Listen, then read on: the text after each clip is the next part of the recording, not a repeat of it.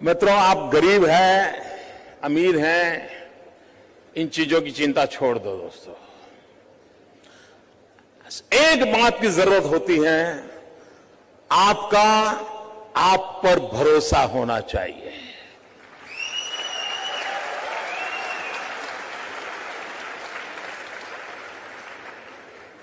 मित्रों, मेरे परिवार में 7 पीढ़ी में राजनीति का रवि मालूम नहीं है। मेरे परिवार में कोई राजनीति क्या होती कुछ पता नहीं मेरे परिवार में। और मेरा बैकग्राउंड भी बिल्कुल सामान्य गरीब परिवार का है। आप में से बहुत कम लोगों को मालूम होगा, मैंने पहली बार अभी 2 दिन पहले दिल्ली में आया था तो पहली बार अपने मुंह से मैं बोला था, मित्रों, मैं बचपन में रेल के डिब्बे में चाय बेचता था।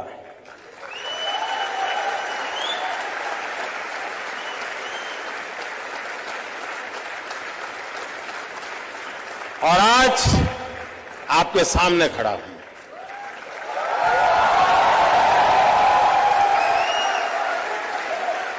और इसलिए दोस्तों, आप ये चिंता छोड़ दीजिए आपका बैकग्राउंड क्या है।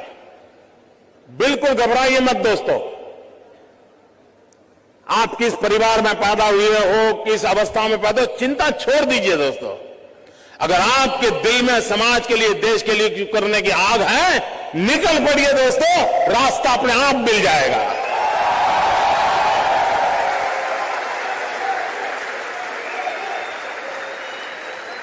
लेकिन मित्रों, लेना, पाना, बनना, ये ख्वाब लेके चलोगे तो ख्वाब ही रह जाएगा। लेकिन देने के मिजाज से निकलोगे तो दुनिया आपके चरण चूमने लग जाएगी। ये मैं आपको विश्वास देता हूं।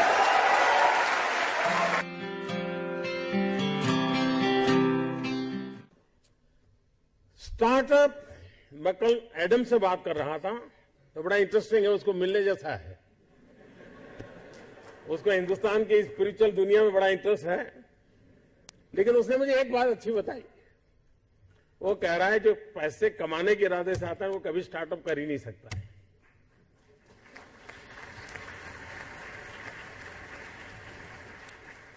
जो कुछ करने के इरादे से आता है, पैसे उसके लिए बाय प्रोडक्ट होते हैं।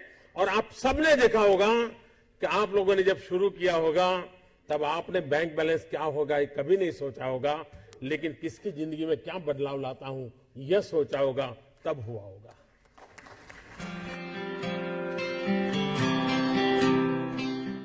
मित्रों, कभी कभी नौजवानों की जिंदगी में कठिनाई आती है। सुबह अगर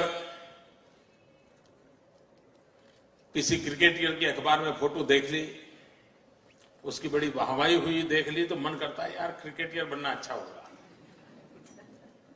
दोपहर को किसी टीवी चैनल पर किसी फिल्मी कलाकार का नाम रोशन दिखता रहे तो मन करता नहीं यार ये अच्छा है। शाम को किसी डॉक्टर ने बहुत अच्छा काम किया है देख लिया तो मन करता है यार ये अच्छा है। यानी कई नौजवान मिलेंगे आपको, हफ्ते में 3 नई नई योजनाएं बताएंगे और आप भी परेशान हो गए। यार पिछले हफ्ते तो कह रहा था कि मुझे बिजनेसमैन बनना है और इस हफ्ते कह रहा है नहीं मुझे तो पॉलिटिशियन बनना है।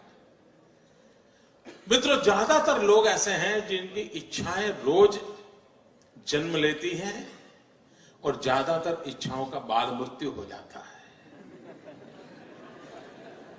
मित्रों, ऐसी क्या इच्छा होती है जिसका बाल मृत्यु हो जाए? कुछ लोगों की तो इच्छा ऐसी होती है जिसका गर्भधारण ही नहीं होता।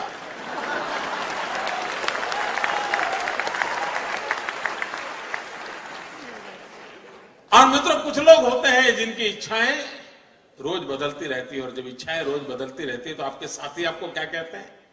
आपको यही कहेंगे यार छोड़ो, तो बड़ा तरंगी है, वो सुबह शाम नई नई चीजें सोचता रहता है, वो बेकार है यार, वो तो ऐसे ही उटपटांग बातें करता है। ऐसे कैसे ही होता है ना। मित्रों, मेरा कोई नौजवान साथी ऐसा नहीं होना चाहिए जिसकी इच्छाएं लोगों के लिए मजाक का कारण बने। कोई नौजवान ऐसा नहीं होना चाहिए जिसकी इच्छाएं तरंग बन जाए। और इसलिए मित्रों, आवश्यक है और कोशिश करनी चाहिए। इच्छा बुरी चीज नहीं है। लेकिन इच्छाओं को बदलते रहना बुरी चीज है। इच्छाएं स्थिर होनी चाहिए, और अगर इच्छा स्थिर है तो संकल्प बनती है, और संकल्प में जब परिश्रम जुड़ता है तो सिद्धि बन जाती है। और इसलिए इच्छा प्लस स्थिरता इज इक्वल टू संकल्प, संकल्प प्लस परिश्रम इज इक्वल टू सिद्धि। इस छोटे से अर्थ अलजेब्रा के समीकरण को लेकर के हम जिंदगी को बनाने की कोशिश करेंगे तो मैं मानता हूं मित्रों कि हम जीवन में कभी विफल नहीं हो सकते।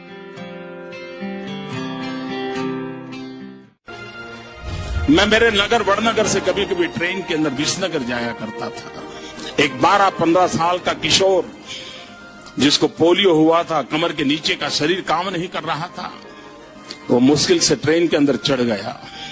उस गंदे कपड़े थे, भिक्षुक जैसा लगता था, लेकिन वो भीख नहीं मांगता था और हर किसी के पास जाकर के वो रिक्वेस्ट करता था मुझे बूट पॉलिश करने के लिए दीजिए। और उस समय 10-15 पैसे में बूट पॉलिश होती थी, और लोग कभी दया भाव के कारण, कभी करुणा के भाव के कारण उससे अपना जूतों की पॉलिश करवाते होंगे। लेकिन मैंने देखा पॉलिश वाले करने वाले बहुत देखे थे, लेकिन इस बच्चे की तरफ मेरा ध्यान गया। मैं देख रहा था क्या कर रहा है। उसने क्या किया, अपने गंदे टूटे फूले झोले में से उस दिन का टाइम्स ऑफ इंडिया निकाला और उस पर लिखा था, ग्राहक के प्रति उसने लिखा था कि आज का दिन बहुत ही शुभ हो, आपकी यात्रा शुभ हो, आपके सारे काम सिद्ध हो। अंग्रेजी में उसने एक छोटा वाक्य लिखा था। और जैसे ही उसने जूते दिए पॉलिश करने के लिए तो इसने उनके हाथ में टाइम्स ऑफ इंडिया पकड़ा दिया। उस ग्राहक को भी लगा कि 10 पैसे में पॉलिश हो रही है और 1 रुपए का अखबार पढ़ने को मिल जाता है। इस घटना को मैं देख रहा था तो मैंने उस बालक को पूछा, मैंने कहा भाई तुम हो कौन? बोले मैं कर्नाटक का हूं, कोई परिवार में है नहीं, मेरी शरीर की हालत अच्छी नहीं है, लेकिन मैं सम्मान से जीना चाहता हूं, इसलिए मैं यहां पहुंच गया हूं, करते करते काम कर रहा हूं। और बोले मैं लोगों की सबसे अधिक सेवा करना चाहता हूं। बोले हर दिन सुबह एक टाइम्स ऑफ इंडिया खरीद लेता हूं और दिन भर में 25-30 लोगों की जब पॉलिश करता हूं, 5 मिनट 7 मिनट पॉलिश करता हूं, उतनी देर वो अखबार पढ़ लेते हैं और मुझे आशीर्वाद भी देते हैं, पैसे भी देते हैं। मैंने इस दृश्य को देखा तब मुझे गीता पूरी तरह समझ आ गई। मुझे लगा इसको कहते हैं योग कर्मशु कौशलम। पॉलिश करने वाले काम को उसने योग बना करके जिस प्रकार से उसमें प्रोफेशनलिज्म ला करके काम किया था, और यही तो योग कर्मशु कौशलम है जो जिंदगी को जोड़ देता है, कार्य में जीवन को जोक देता है। वो यौगिक अवस्था को प्राप्त करके जीवन में एक अद्भुत अनुभूति का एहसास करता है। संगठन का काम करना ये उनका जो मूलतम कार्य है वो है। कई प्रांतों में पार्टी का काम करते रहे हैं और जिन लोगों के साथ काम करते रहे हैं उनको भी लगता है कि वो टफ टास्क मास्टर हैं, डिसिप्लिनरियन हैं, नए नए आइडियाज उनको सूझते हैं। अगर वो चुनाव लड़वा रहे हैं पार्टी को किसी प्रांत में तो उसमें भी वो क्रिएटिव हैं। संगठन को और मजबूत कैसे बनाना, पार्टी का नेटवर्क और कैसे या उसका बेस कैसे और भी ब्रॉड बनाना, वो उसमें अच्छी तरह से उनकी शक्ति का वो उपयोग करते हैं। ऑर्गेनाइजेशन तो बहुत अच्छा करते ही हैं, इसलिए तो यहाँ भी काफी ऑर्गेनाइजेशनल ड्यूटीज उनको दी जाती है। So that there is no question that he is a very good organiser. राजनीतिक के रूप में मैं ये मान सकता हूँ कि उनकी और हमारी विचारधारा में चाहे जितनी भी भिन्नता हो, पर वो अपनी विचारधारा के प्रति प्रतिबद्ध राजनीतिक है। और उनके बारे में जो आम धारणा है वो ये है कि संगठन के में उनकी बड़ी अच्छी पकड़ है।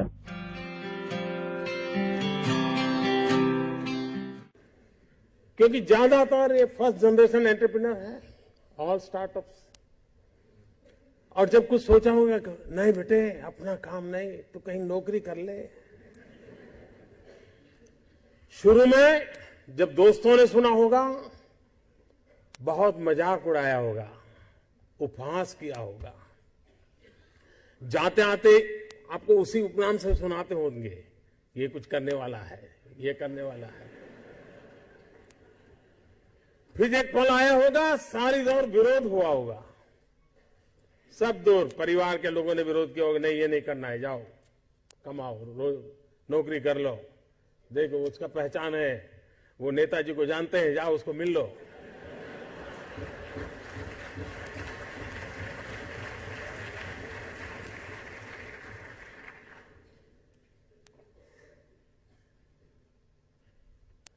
उस विरोध के बावजूद भी जो टिके होंगे, आज सब लोग कहते होंगे कि यार इसने तो कमाल कर दी, कुछ ऐसा मुझे भी करना है।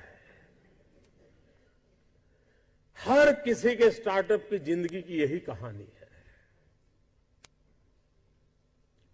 एक भीतर से एक ऊर्जा होती है, भीतर में एक सपने होते हैं, उसके साथ खप जाने का इरादा होता है, तब जाकर के परिस्थितियां पलटती है। और दुनिया में हर किसी ने यही किया होगा।